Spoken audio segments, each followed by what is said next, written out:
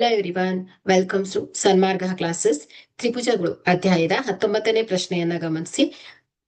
ಕೋನ ಬಾಹು ಕೋನ ಸರ್ವಸಮ ನಿಯಮದ ಹೇಳಿಕೆಯನ್ನ ಬರೆಯಿರಿ. ಸೊ ಇಲ್ಲಿ ಕೋ ಬಾಕು ಅಂದ್ರೆ ಏನು? ಎರಡು ತ್ರಿಭುಜವನ್ನ ತಗೊಂಡ್ರೆ ಸೊ ಒಂದು ತ್ರಿಭುಜದ ಎರಡು ಕೋನಗಳು, ಇನ್ನೊಂದು ತ್ರಿಭುಜದ ಅದರ ಅನುರೂಪವಾದಂತಹ ಎರಡು ಕೋನಗಳು ಸಮನಾಗಿರ್ಬೇಕು, ಒಂದು ಬಾಹುಗಳು ಸಮನಾಗಿರ್ಬೇಕು.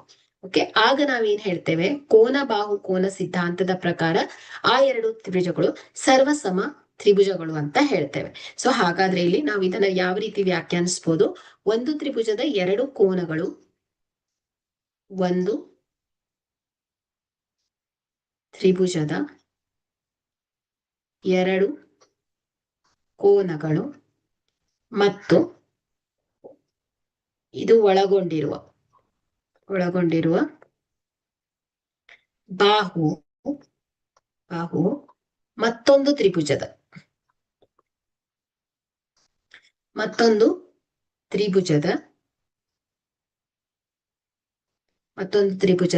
ಎರಡು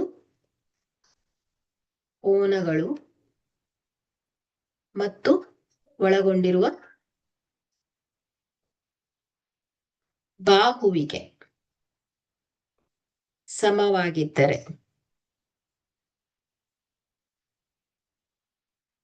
ಸಮಾನವಾಗಿದ್ದರೆ ಎರಡು ತ್ರಿಭುಜಗಳು ಏನಾಗತ್ತೆ ಹೇಳಿ? ಸರ್ವಸಮವಾಗಿರುತ್ತೆ. ಓಕೆ,